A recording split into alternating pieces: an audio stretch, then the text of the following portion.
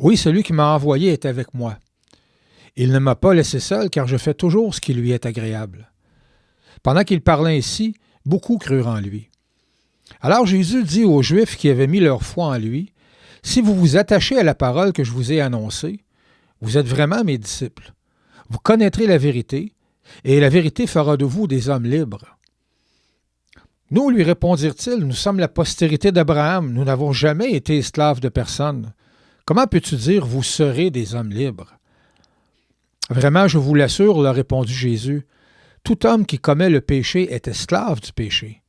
Or, un esclave ne fait pas partie de la famille. Un fils, lui, en fait toujours partie. Si donc c'est le Fils qui vous donne la liberté, alors vous serez vraiment des hommes libres. Chers amis, bienvenue à Eva en ligne.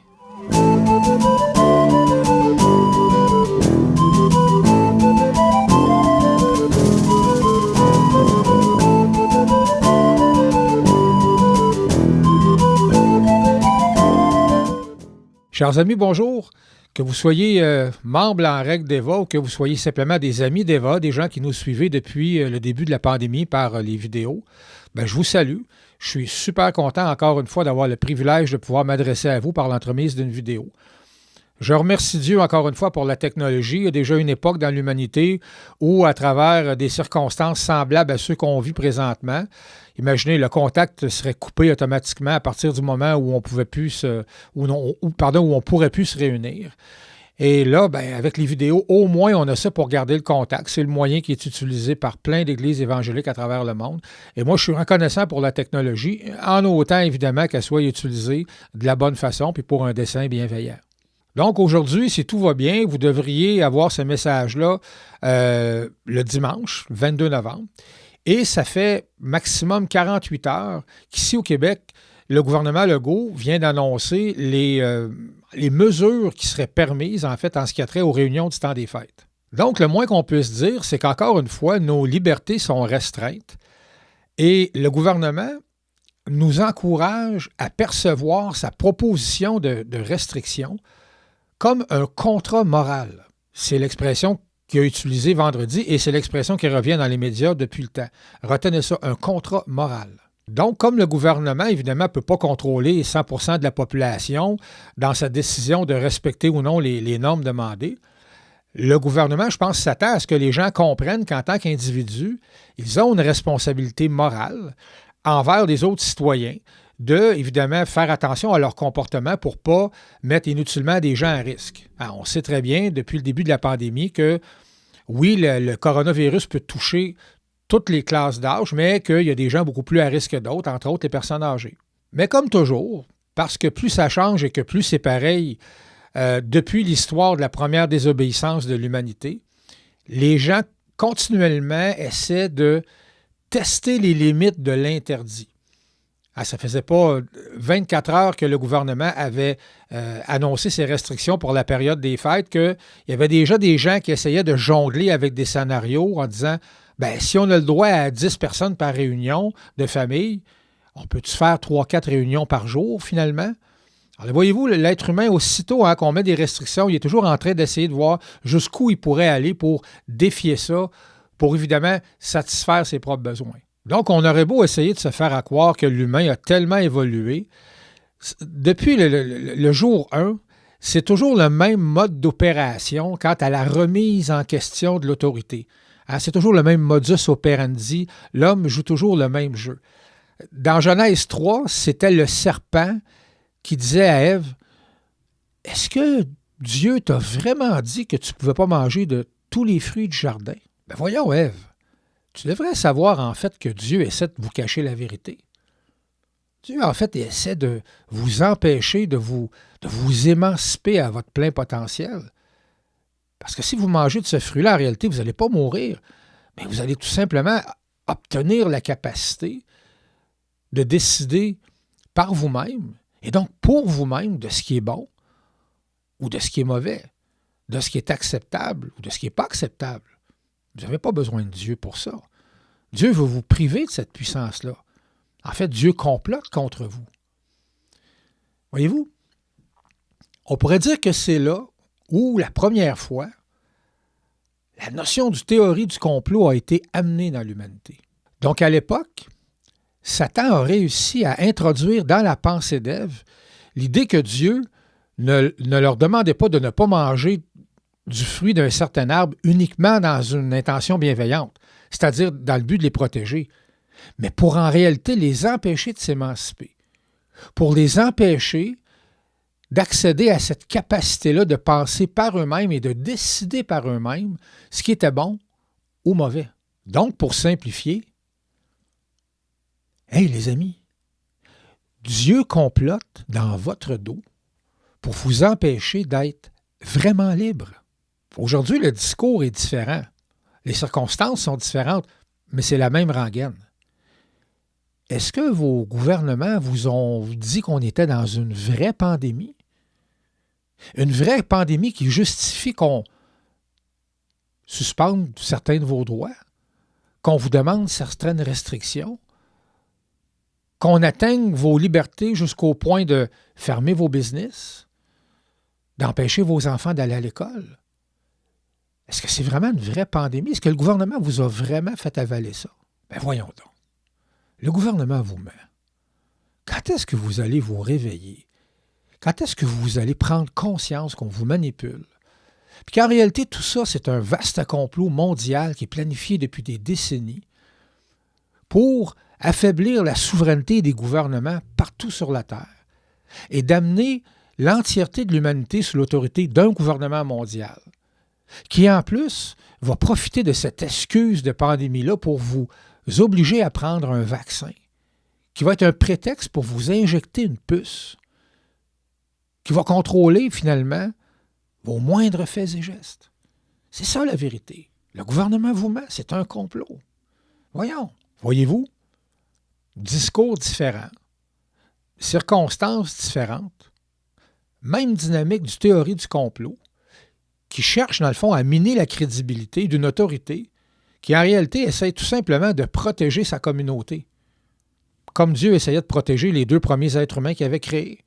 Et non seulement les 2 premiers êtres humains qu'il avait créés, mais l'entièreté de l'humanité qui suivrait après eux.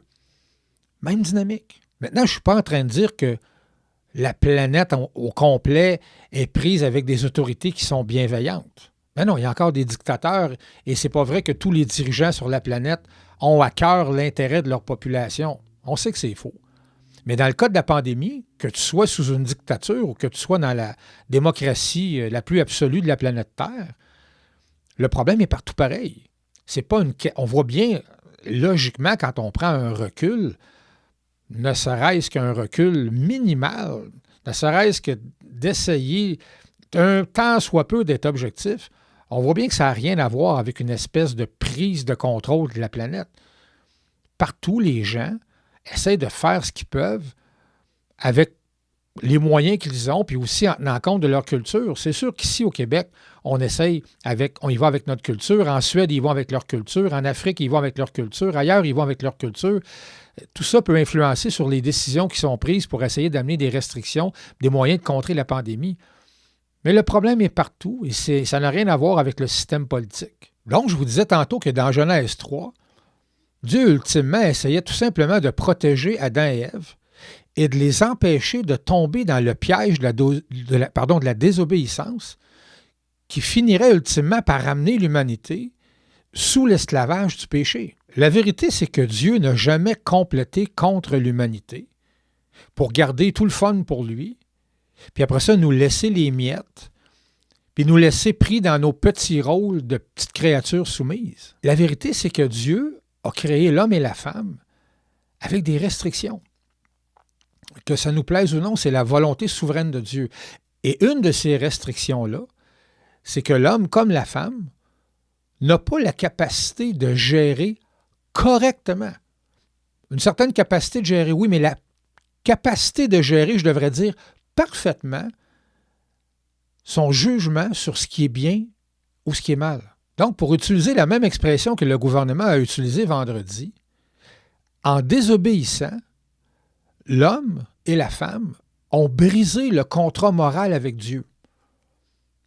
Effectivement, leurs yeux se sont ouverts, mais pas pour leur bien-être, finalement.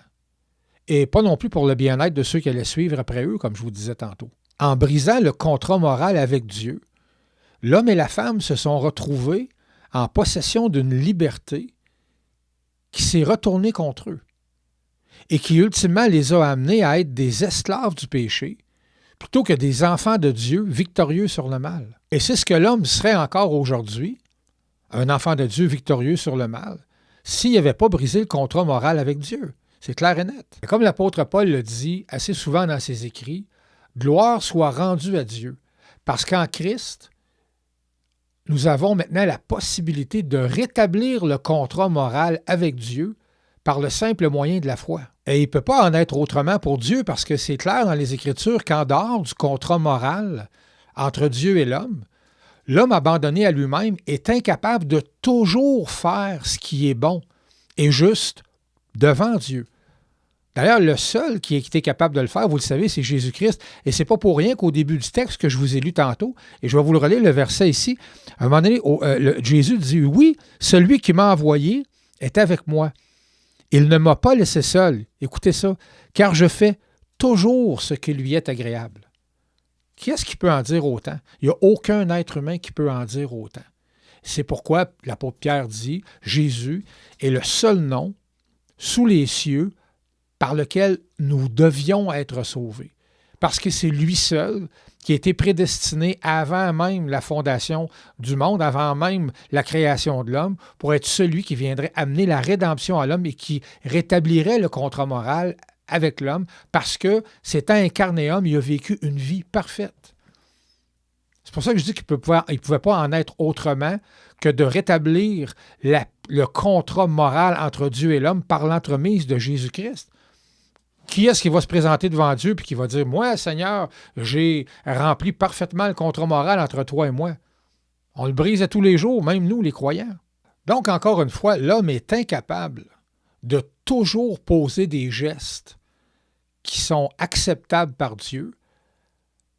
Un jour ou l'autre, il se remet les pieds dans les plats, tombe, pêche, parce qu'il est faible. Parce qu'en dehors du contrat moral, de la relation idéale qu'on aurait dû avoir avec Dieu, en dehors de cette relation-là, l'homme est dans un monde où il est constamment influencé par des forces spirituelles mauvaises qui sont plus fortes que lui et qui détestent Dieu et qui, ultimement, le poussent, lui, l'homme, à faire toujours ce qui est contre la volonté de Dieu. Je dis toujours. Il essaie de toujours nous amener contre la volonté de Dieu. En tant que croyant, l'Esprit nous aide à résister. Mais imaginez quelqu'un qui est totalement sans l'Esprit de Dieu. Il est constamment sous influence d'esprits mauvais qu'il ne comprend pas, qu'il ne connaît pas, et pire, qu'il ne reconnaît pas. Parce que souvent, l'homme athée ou l'homme sans Dieu ne reconnaît pas l'existence du monde spirituel. Pour lui, tout n'est qu'évolution. La vie ne se vit que dans cette dimension-là, il n'y a rien d'autre. Et pourquoi nous, les croyants, on est certain que le monde spirituel qui nous entoure est en quelque part un monde mauvais?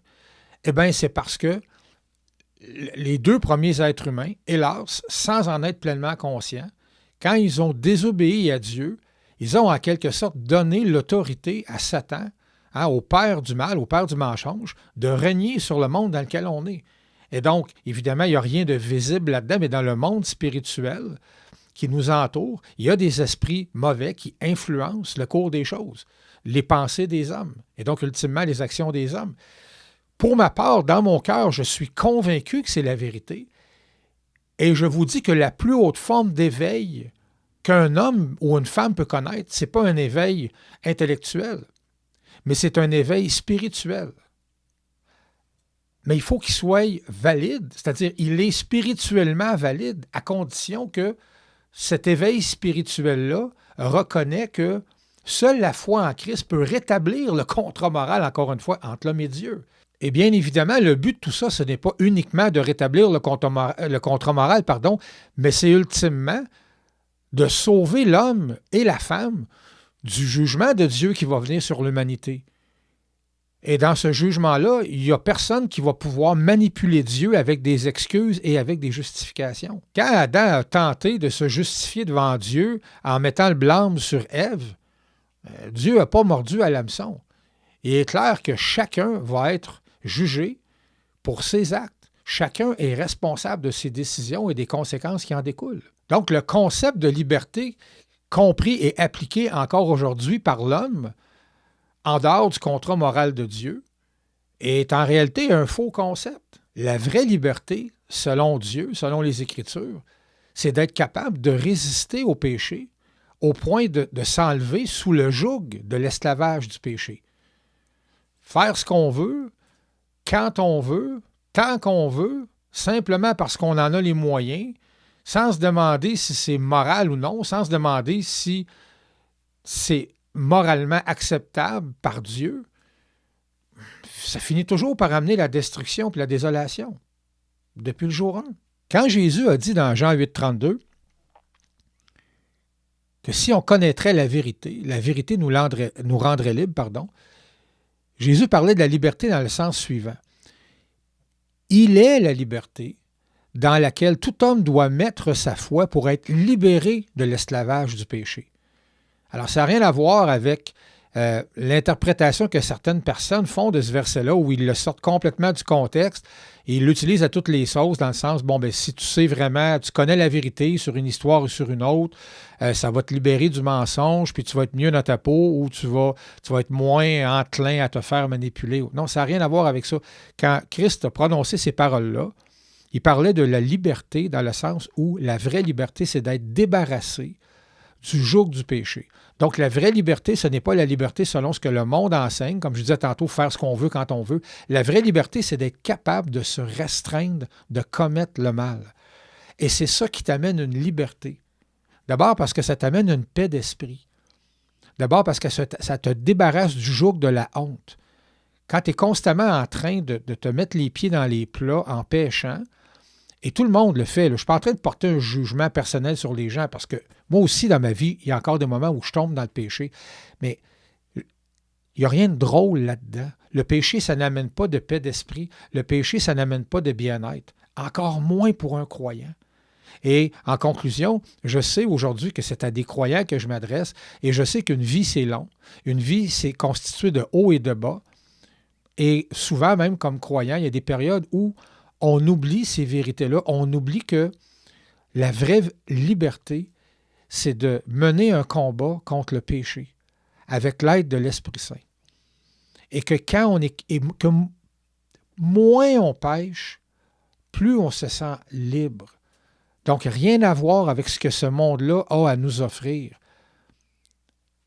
Fais ce que tu veux, quand tu veux. C'est pas grave, en autant que ça fasse de mal à personne. Le péché, ça fait toujours du mal à quelqu'un. D'abord, ça fait du mal à celui qui le fait et très souvent, ça amène des conséquences sur notre entourage, sur nos enfants, sur nos conjointes, sur nos conjoints. Le péché a des conséquences, non seulement pour la personne, mais le péché rayonne négativement autour de nous. Et ça amène rien de paisible à quiconque. C'est pour ça que c'est un esclavage. Quand le péché devient tellement fort dans ta vie, dans un domaine ou un autre, où tu te sens attiré tellement puissamment, tu es incapable de résister. Tu es esclave du péché. Et Jésus le dit, comme Paul le dit, celui qui pratique le péché est esclave du péché.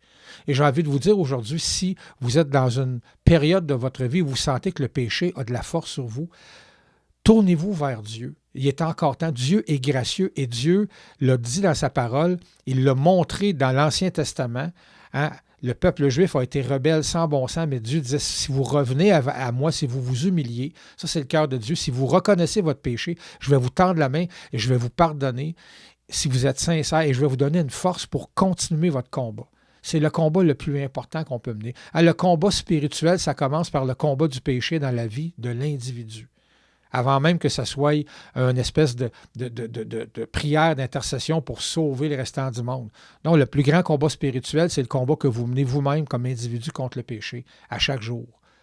Et vous savez que ce que je dis, c'est vrai si vous l'avez expérimenté. Dans les périodes de vos vies où vous avez été proche de Dieu, en pensée, constamment, dans des moments de prière, mais pas juste dans des moments de prière où vous vous êtes connecté dans tout ce que vous faites avec le Seigneur. quand sa présence est dans vos vies, quand vous pensez à lui constamment, quand l'Esprit de Dieu est avec vous, il vous accompagne, vous êtes plus fort contre le péché. Et c'est à ce moment-là que vous traversez des moments de vie où vous ressentez une paix. C'est là où vous êtes le mieux, c'est là où vous vous sentez le plus libre, c'est là où vous vous sentez le plus paisible. Et qui n'a pas besoin de ressentir cette paix-là? Qui n'a pas besoin de sentir que malgré les difficultés, malgré les épreuves, il y a toujours une paix qui reste. On n'est pas tourmenté, on n'est pas sujet à faire de l'anxiété. Le péché, on en parle à tour de bras présentement, des problèmes de santé mentale que les gens éprouvent à cause de la pandémie, l'isolement, la solitude, tout ça. Je ne dis pas que parce qu'on est avec Dieu et qu'on combat contre le péché, qu'on ressent aucune solitude. Mais imaginez si Dieu n'était pas là.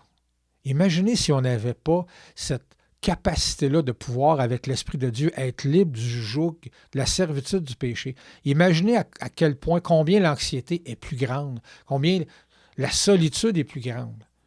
Parce qu'il y a une autre chose que le péché fait aussi, c'est que plus on s'enfonce dans le péché et qu'on garde ça pour nous, plus on est isolé des autres. Quand on est comme croyant, on a compris quand Jacques dit que si vous avez des péchés, confessez-les. L'idée, ce n'est pas d'aller s'humilier devant les gens. L'idée, c'est une autre. Confesser ses péchés à quelqu'un de confiance, c'est une autre façon de mener le combat spirituel et d'enlever le joug sur nos épaules. Vous savez de quoi je parle, je suis certain que vous l'avez déjà expérimenté. Quand tu gardes ça pour toi, la honte grandit, et là, Satan t'isole dans ton petit coin, et là, tu te sens encore plus esclave, et tu sens que tu as encore moins d'espoir de t'en sortir. Tu ne vois plus la lumière au bout du tunnel quand tu es complètement isolé dans ton coin et que tout est noir autour de toi. Fait qu'en conclusion, aujourd'hui, je vous encourage. Je ne sais pas où vous êtes dans vos vies, mais je vous encourage à trouver quelqu'un de confiance à qui vous pouvez parler si vous sentez que vous êtes aux prises avec un péché qui est en train de vous ramener à l'esclavage. Ne laissez pas ça arriver dans vos vies. Le simple fait d'aller en parler à quelqu'un, d'amener votre péché à la lumière, ça va faire que vous allez sortir de cette noirceur-là dans laquelle vous êtes et vous allez commencer à vous rendre compte tranquillement, pas vite et probablement plus rapidement que vous pensez que la victoire revient dans vos vies et que la liberté va revenir dans votre vie et que ce sentiment-là de légèreté, même dans les difficultés, va recommencer à reprendre du terrain dans vos cœurs. Vous en avez besoin et j'en ai besoin. C'est ce que je vous souhaite pour cette semaine. C'est ce que je vous souhaite pour ce qui s'en vient. Parce que, soyons honnêtes, les amis, j'écoutais les informations pas plus tard qu'hier soir et, voyez-vous, le gouvernement Ford a reconfiné la ville de Toronto. Alors là, ça commence à ressembler exactement à ce que c'était ici au mois de mars. Je pense qu'il y a uniquement que les commerces essentiels qui sont ouverts. Ça recommence à des endroits. La pandémie fait que les populations, là, on est en train de perdre le contrôle sur la contamination et ça pourrait arriver ici. Là, avec les mesures que le gouvernement a données, alors il veut établir un contrat moral avec la société, mais vous savez très bien que l'homme étant ce qu'il est, ça se peut très bien que la contamination prenne de l'ampleur après les fêtes, ça se pourrait, et que même si le gouvernement a dit qu'il ne voulait pas reconfiner comme au mois de mars 2020, ça se pourrait qu'il soit obligé de le faire en janvier. C'est pas impossible qu'on retourne à ça. C'est pas impossible qu'il y ait des pertes d'emploi encore. C'est pas impossible qu'il y ait des gens qui soient obligés de travailler à partir de la maison avec les enfants qui ne pourront même plus aller à l'école. Ça se peut. Ça se peut qu'on retourne là. C'est pas ce qu'on souhaite. Mais si on retourne là et qu'on est pris en plus dans notre noirceur personnelle à cause du péché dans notre vie en tant que croyant, est-ce qu'on peut vraiment être efficace pour ceux qui sont autour de nous? Est-ce qu'on peut être efficace pour amener la parole de Dieu? Est-ce qu'on peut être efficace pour remonter le moral aux gens autour de nous? Est-ce qu'on peut juste se lever le matin et être en paix? Non. Pas si on est pris sous l'emprise du péché. Mais Christ nous offre la possibilité de nous débarrasser de ça. Alors, je ne veux plus me répéter encore pendant une autre demi-heure. Merci de m'avoir écouté. J'espère que ce message-là vous a fait du bien. J'ai hâte, les amis, qu'on puisse se revoir encore une fois. J'espère que ça ne durera pas aussi longtemps que ça a duré la première fois. Et en attendant, que Christ soit votre lumière. Faites-lui confiance. Trouvez quelqu'un à qui parler si vous avez besoin de parler. Merci. À la prochaine.